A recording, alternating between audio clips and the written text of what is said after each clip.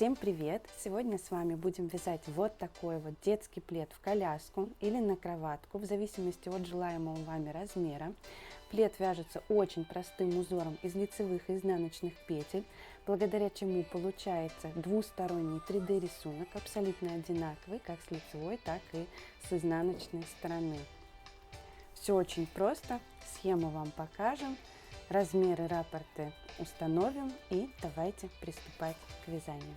Для вязания детского пледа нам понадобится, в принципе, любая пряжа с мериносовой шерстью в составе, которая подходит для вязания спиц диаметром 3,5 мм, и леску выбирайте подлиннее, чтобы удобно было измерить уже готовое полотно. Мы рекомендуем вам выбирать пряжу на тот сезон, в котором вы планируете использовать ваш плед. Теплым вариантом будет два таких артикула: Camel Head Lana Gata меринос с верблюдом или Onion, тот же меринос с верблюдом. Также очень тепленькими будут стопроцентные мериносовые композиции. На весну или прохладную осень можно взять хлопок меринос. Я буду вязать наш плед из вот этого артикула Lana Gata Merino Cot, 50% хлопка, 50% мериносовая шерсть. Есть вот такой вот тоненький меринос Heritage Cascade Yarn. Его я рекомендовала бы вам вязать в 2 нити. Также такие тонкие артикулы от Filcolana, как Арвета, Анина и Мерси, тоже вязала бы я в 2 ниточки поплотнее и потеплее. Ну и для любителей твида найдется вот такой вот хлопок меринос тоже на демисезонный период времени. Нам понадобится пряжа, приблизительно метраж 1500 метров. Рассчитывайте на такой расход. Это получится у вас размер где-то 90 сантиметров на 100 сантиметров. Идеально для новорожденного и подросшего малыша. Также нам понадобятся спицы 3,5 мм на длинной леске, минимум 80. Нам понадобится 2 цветных маркера, ножницы и сантиметровая лента. Прежде чем начать вязание, необходимо связать образец. Приблизительно это должен быть квадратик 10 на 10 сантиметров, чтобы замерить плотность, количество петель и рядов. В моем случае у меня получилось 24 петли на 32 ряда. Это квадрат 10 на 10 сантиметров. Перед вами на экране схема одного раппорта узора. Таких раппортов в нашем пледе будет 16. В каждом раппорте 12 петель. То есть мы 16 раппортов умножаем на 12 петель. Это 192 петли. Плюс по 6 петель планочки с каждой стороны. И еще по 3 петли справа и слева для тройной кромочной.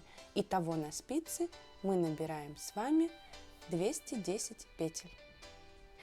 Итак, от кончика нити нам нужно оставить где-то, отмотать приблизительно 1,5 метра. Набирать мы с вами будем эластичным способом, немецким витым набором. Заводим рабочую спицу под нить между 2 пальцами. У нас с вами 1 петелька уже набрана. Далее заводим нашу спицу под 2 ниточки на большом пальце и ныряем кончиком между ними.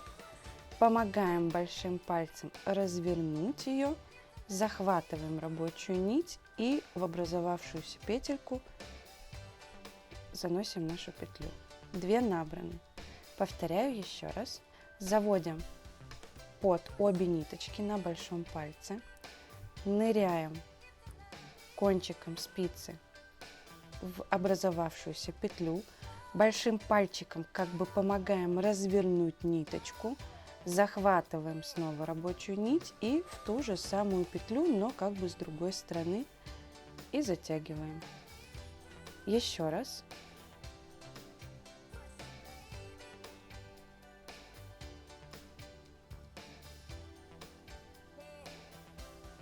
И таких петель нам нужно набрать 210. Я провязала уже один раппорт узора. Обратите внимание, после того, как мы набрали с вами петли, мы провязываем 12 рядов платочной вязки, это каждый ряд лицевые петли, и только потом переходим к вывязыванию нашего узора. Сейчас хочу показать, для чего нам нужны маркеры. Они нужны нам для того, чтобы отделить планку с одной и с другой стороны и не путать ее уже с началом и концом нашего узора.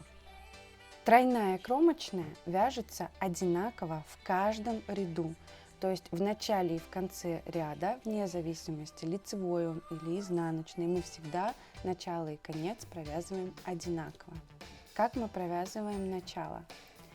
Первую петлю мы снимаем, нить перед работой, уводим ее за работу.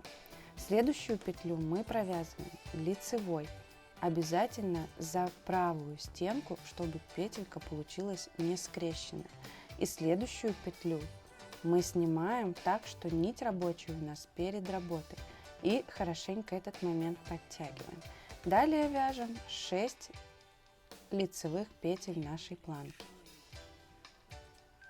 В конце мы провязываем с вами 6 лицевых петель планки. На спице левой у нас остается 3 петли тройной кромочной. Первую петлю мы всегда с вами в конце вязания провязываем лицевой за переднюю стенку развернуто. Следующую петельку мы снимаем нить перед работой. И последнюю петлю, внимание, мы провязываем лицевой за переднюю стенку. Вот она, наша красивая, аккуратная тройная кромка, одинаковая с обеих сторон. В лицевых рядах мы вяжем с вами все по схеме, а в изнаночных рядах мы провязываем по рисунку. Там, где у нас лицевые петли, мы провязываем лицевыми, где изнаночная петля, вяжем изнаночную. Мы провязали с вами 7 полных раппортов в высоту. Плед у меня получился шириной 90 сантиметров и длиной 105 до стирки.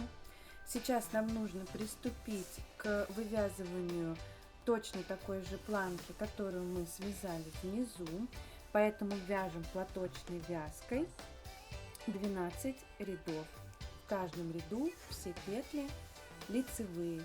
И не забываем, что у нас с каждого края будет вот такая красивая кромка из 3 петель, то есть тройная кромочная. Провязали планку 12 рядов платочной вязки, и нам осталось закрыть петли. Мы вяжем с вами на спицах номер 3,5. Для того, чтобы не стянуть сильно край, вяжите либо очень свободно, не затягивайте петли, или, как я, возьмите спицу на пол, а то и на целый размер больше. У меня 4,5. Закрывать будем самым обычным способом. Первая петля снимается, следующая провязывается лицевой, и снятая петля надевается на только что провязанную. И так и вяжем лицевые петли. Лицевая, протянули, лицевая,